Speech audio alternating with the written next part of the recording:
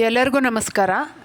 ಚಿಕ್ಕ ಮಕ್ಕಳಿಂದ ದೊಡ್ಡೋರವರೆಗೂ ಇಷ್ಟಪಟ್ಟು ತಿನ್ನೋಂತಹ ಈ ಗೋಧಿ ನುಚ್ಚಿನ ಕಿಚಡಿನ ಡಿಫ್ರೆಂಟಾಗಿ ನಾನು ಯಾವ ರೀತಿ ಮಾಡ್ತೀನಿ ಅಂತ ತೋರಿಸ್ಕೊಡ್ತಾ ಇದ್ದೀನಿ.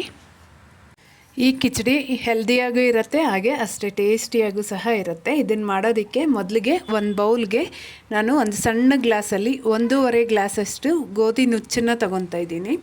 ಅದೇ ಗ್ಲಾಸಲ್ಲಿ ಒಂದು ಅರ್ಧ ಗ್ಲಾಸಷ್ಟು ಹೆಸರುಬೇಳೆ ತೊಗೊತಾ ಇದ್ದೀನಿ. ಈಗ ಇದೇ ಗ್ಲಾಸಲ್ಲಿ ನಾನು 1 ಗ್ಲಾಸಷ್ಟು ಸೋನಾ ಮಸೂರಿ ಅಕ್ಕಿದು ನುಚ್ಚು ಬರುತ್ತಲ್ಲ ಅದನ್ನು ಹಾಕ್ಕೊತಾ ಇದ್ದೀನಿ. ಇದು ತುಂಬ ಚೆನ್ನಾಗಿರುತ್ತೆ. ಅಕ್ಕಿ ಹಾಕೋದಕ್ಕಿಂತ ಈ ರೀತಿ ನುಚ್ಚು ಹಾಕಿ ಮಾಡಿ ನೋಡಿ ಒಂದ್ಸರಿ. ಕಿಚಡಿದು ಟೆಕ್ಸ್ಚರ್ ಸಹ ತುಂಬ ಚೆನ್ನಾಗಿರುತ್ತೆ.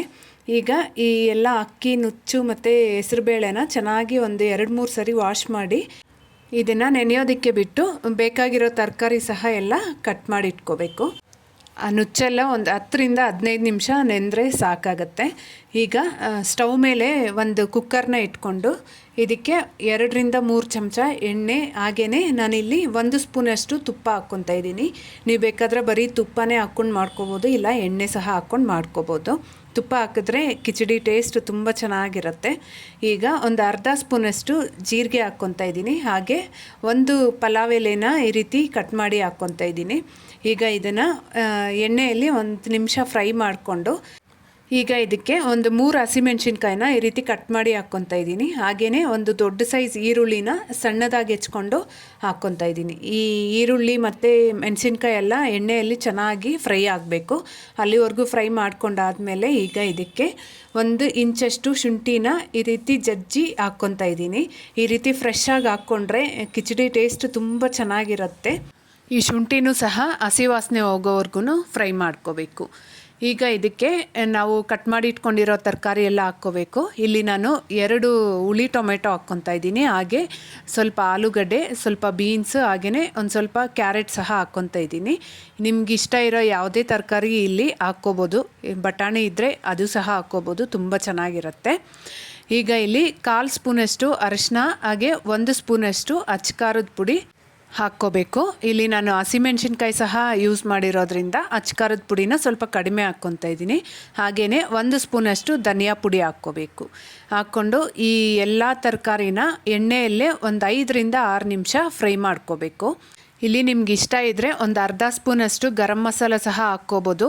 ನಾನು ಬೆಳಗ್ಗೆ ಟಿಫನ್ಗೆ ಮಾಡ್ತಾ ಇರೋದ್ರಿಂದ ಮಸಾಲೆ ಎಲ್ಲ ನಮ್ಮ ಮನೆಯಲ್ಲಿ ಅಷ್ಟು ಇಷ್ಟಪಡಲ್ಲ, ಅದಕ್ಕೆ ನಾನು ಸ್ಕಿಪ್ ಮಾಡಿ ಬರೀ ಧನಿಯಾ ಪುಡಿ ಮಾತ್ರ ಹಾಕಿ ಮಾಡ್ಕೊತಾ ಇದ್ದೀನಿ. ಈಗ ನೋಡಿ, ಈ ತರಕಾರಿ ಎಲ್ಲ ಚೆನ್ನಾಗಿ ಫ್ರೈ ಆಗಿದೆ. ಆಲ್ರೆಡಿ ನಾವೀಗ ನೆನೆಸಿಟ್ಕೊಂಡಿದ್ದಂತಹ ನುಚ್ಚೆಲ್ಲ ಸಹ ಚೆನ್ನಾಗಿ ನೆಂದಿದೆ. ಅದನ್ನು ಸಹ ಹಾಕ್ಕೊಂಡು ಒಂದು 2 ನಿಮಿಷ ಎಣ್ಣೆಯಲ್ಲಿ ಹಾಗೇ ಫ್ರೈ ಮಾಡ್ಕೋಬೇಕು.